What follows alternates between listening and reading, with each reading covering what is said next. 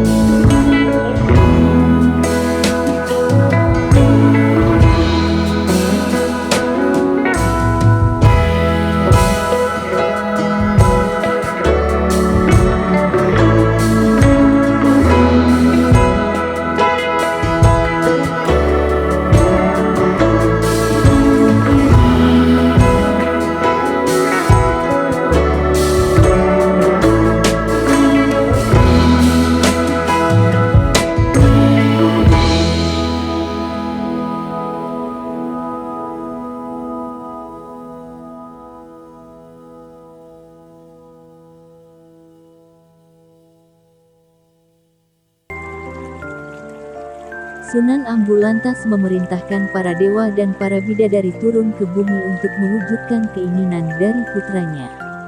Para dewa dan bidadari membuatkan taman dan tempat mandi yang sangat indah untuk Purbasari.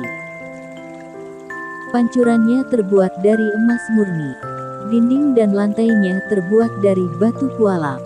Air telaga yang mengalir berasal dari telaga kecil yang murni bersih dan dengan doa-doa dari para dewa. Para dewa dan bidadari menyebut taman yang indah itu Jamban Salaka. Selain dibuatkan telaga dan taman yang indah, para bidadari menyiapkan beberapa pakaian indah untuk Purbasari. Pakaian itu sangat indah dan lembut. Terbuat dari awan yang lembut dengan hiasan batu-batu permata dari dalam lautan. Tidak ada pakaian di dunia ini yang mampu menandingi keindahan pakaian Purbasari. Pada saat melihat telaga dengan pancuran yang indah, Purbasari segera berniat mandi untuk membersihkan diri. Pada saat itulah boreh kutukan yang menempel di wajah dan tubuhnya perlahan sirna. Kecantikannya telah kembali. Lutung Kasarung yang melihat hal tersebut menjadi terperangah, tidak menyangka orang yang selama ini disayangi ternyata wanita yang sangat cantik mempesona. Bahkan kecantikan Purbasari dapat mengalahkan kecantikan dari Sunan Ambu. Lutung Kasarung dan Purbasari sangat senang dengan keadaan ini. Walaupun Purbasari telah kembali ke wujudnya yang cantik rupawan, kasih sayang Purbasari terhadap Lutung Kasarung tidak berkurang, malah bisa dikatakan semakin bertambah. Kabar mengenai kembalinya kecantikan Purbasari didengar Purbararang. Purbararang tidak percaya dengan berita ini, dia masih percaya diri karena tahu bahwa boreh yang disemburkan kepada Purbasari mengandung kutukan yang sangat jahat dan kuat. Purbararang lantas mengajak tunangannya untuk melihat kebenaran berita tersebut. Betapa kagetnya dia melihat Purbasari telah kembali ke sosoknya yang cantik rupawan. Purbasari terlihat semakin mempesona dengan balutan pakaian dari para bidadari. Purbararang khawatir, telah kembalinya kecantikan adiknya Purbasari akan mengancam tahta yang saat ini dikuasainya.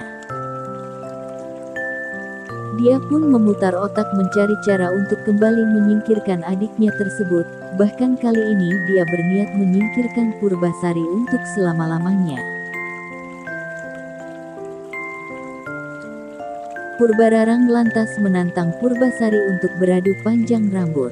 Katanya, jika rambutku lebih panjang dibandingkan rambut Purbasari, maka leher Purbasari harus dipenggal algojo kerajaan. Purbararang menelan kekecewaan yang besar setelah terbukti rambutnya yang sebetis kalah panjang dengan rambut Purbasari yang sepanjang tumit. Purbararang sangat malu mendapati kekalahannya. Untuk menutupi kekalahannya, Purbararang mengemukakan tantangan baru untuk Purbasari. Tidak tanggung-tanggung tantangan ini diucapkan di depan seluruh masyarakat kerajaan Pasir Batang. Dengan suara lantang agar didengar warga masyarakat, Purbararang berkata, "Jika wajah tunanganmu lebih tampan dibandingkan wajah tunanganku, tahta Pasir Batang akan kuserahkan kepadamu. Namun jika sebaliknya, maka engkau hendaklah merelakan lehermu dipenggal algojo kerajaan." Purbasari paham dia tidak akan mampu menang pada tantangan kali ini. Namun cintanya kepada Lutung Kasarung membuatnya tegar. Dia menggenggam tangan Lutung Kasarung. "Aku mencintaimu dan ingin engkau menjadi suamiku," ucapnya kepada Lutung Kasarung. Air mata berlinang mengalir di kedua pipinya. Lutung Kasarung balas menggenggam tangan Purbasari kemudian mengusap air mata di pipi putri cantik jelita itu. Purbararang tertawa terbahak-bahak. "Monyet hitam itu tunanganmu?" "Iya," jawab Purbasari lantang dan mantap. Sebelum Purbararang memerintahkan algojo untuk memenggal Purbasari, Lutung Kasarung tiba-tiba duduk bersila dengan mata terpejam. Mulutnya terlihat komat kamit. Tiba-tiba asap tebal menyelimuti tubuh Lutung Kasarung. Tidak dalam waktu yang lama, asap tebal menghilang. Sosok Lutung Kasarung dengan wajah jelek, menghilang seiring berlalunya asap pekat. Berganti dengan sosok Pangeran Guruminda yang sangat tampan dan gagah. Terperanjatlah semua yang hadir di tempat itu mendapati keajaiban yang luar biasa tersebut.